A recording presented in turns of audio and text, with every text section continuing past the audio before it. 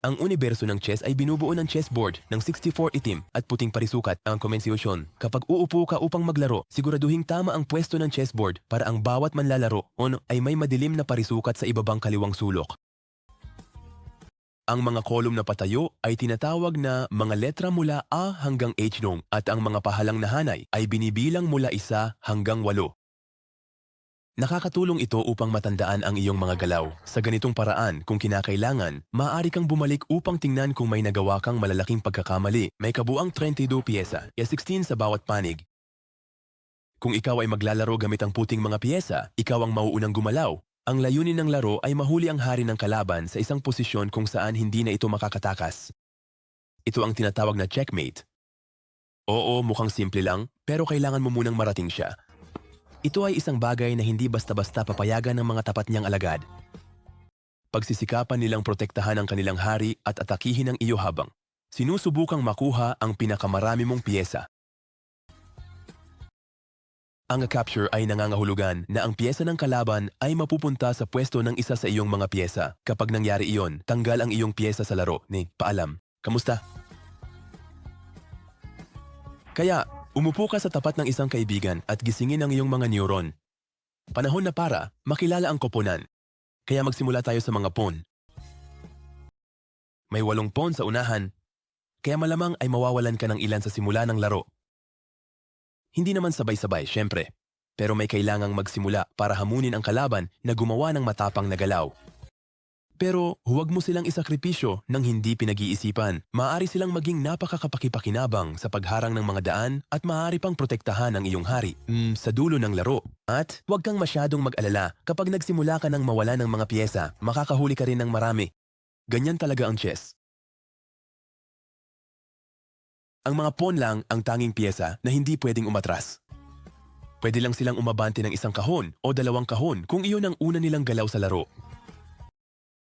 Pero huwag kang palilito sa kanila. Ang mga tusong maliit na ito ay kayang-kayang hulihin ang pinakamalalakas na piyesa kung magagamit mo sila ng maayos. Kapag ang pawn ay humuli ng piyesa ng kalaban, ginagawa niya ito sa pamamagitan ng paggalaw ng pahilis. Hindi lang basta umabante. Bukod pa rito, kapag nakarating ang iyong pawn sa kabilang dulo, maaari mo itong palitan ng kahit anong piyesa. Pero, hindi ganoon kadali ang makarating doon. May 2 rook na nakatayo sa bawat sulok. Medyo kalmado sila at mas malayo ang galaw kumpara sa mga pawn. Pwede silang umabante, umatras at gumalaw pahalang basta walang nakaharang sa kanilang daraanan. Hindi makakatalon ang mga rook, pero kapag may iniwang piyesa ang kalaban na nakaharang sa daan nila, Noong unang panahon, ang mga piyesang ito ay mas kahawig ng mga karwahe. Kita mo na kung bakit. Katabi mismo ng mga rook, naroon ang mga kabayo, imitaming mas kilala bilang mga knight. Gumagalaw sila sa hugis L sa kahit anong direksyon na gusto nila, 2 hakbang sa isang direksyon, at 1 hakbang sa kabila. Sila lang ang tanging piyesa na kayang tumalon sa ibabaw ng ibang mga piyesa mapasayuman o sa kalaban. Hindi sila pwedeng tumapak sa isang square kung may sarili ka ng piyesa doon. Pero kung may iniwang hindi nababantayang piyesa ang kalaban, ulit.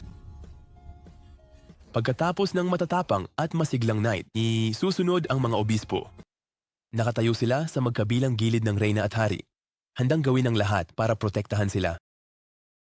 Gumagalaw ang mga obispo ng pahilis sa kahit anong bukas na direksyon. Isa ay gumagalaw lang sa mga itim na parisukat at ang isa naman ay sa mga puti lang. At ngayon, ang piyesang pinakahihintay mo ay kinang kunang kanyang kamahalan, ang reyna. Nagsisimula ang puting reyna sa puting parisukat at ang itim na reyna naman sa madilim na parisukat.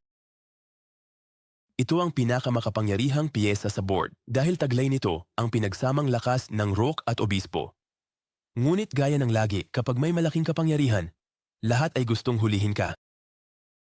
Nasa tuktok siya ng listahan ng mga pinakahinahanap ng iyong kalaban.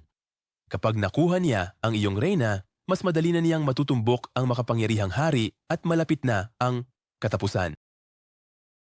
Ang mga hari ay maaaring gumalaw ng 1 parisukat sa bawat galaw, tulad ng pawn, ngunit maaari silang gumalaw sa kahit anong direksyon, kahit pahilis. Nakakahuli rin sila ng mga piyesa, pero mas komplikado ito.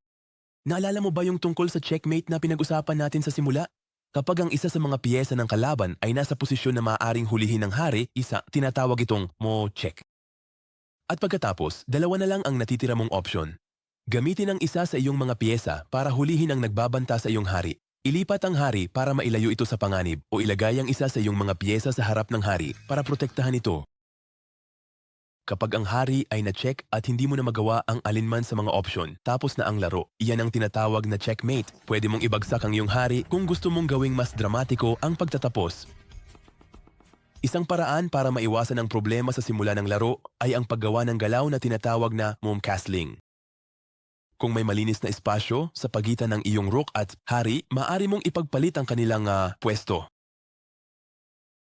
Ililipat ang iyong hari ng dalawang kahon papunta sa rook at ang rook ay ilalagay sa harap. Ito ang tanging pagkakataon, maaari maglipat ng dalawang piraso sabay.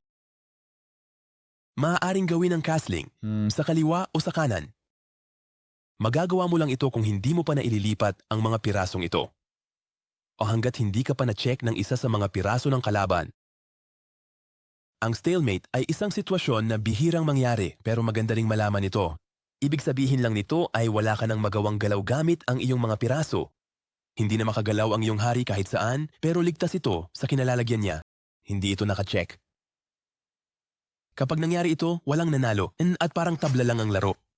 Maglaan ng ilang segundo para subukang intindihin kung ano ang itsura nito. Isa pang sitwasyon na walang nananalo ay kapag nagtapos ang laro sa tabla.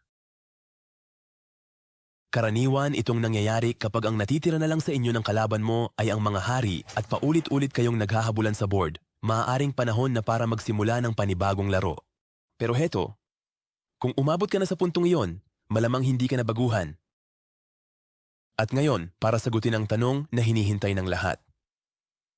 Ano ba itong Queen's Gambit na pinag-uusapan ng lahat?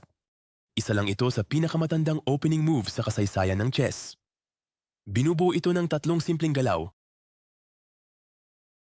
Kaya, ang puting pawn ay ilalagay sa d4, yung itim na pawn ay pupunta sa d5, at isa pang puting pawn ay ilalagay sa c4.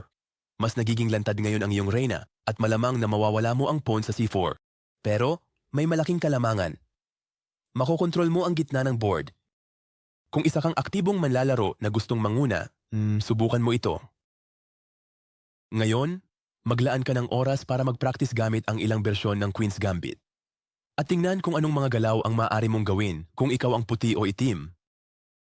Ang kagandahan ng maglaro mag-isa ay palagi kang panalo.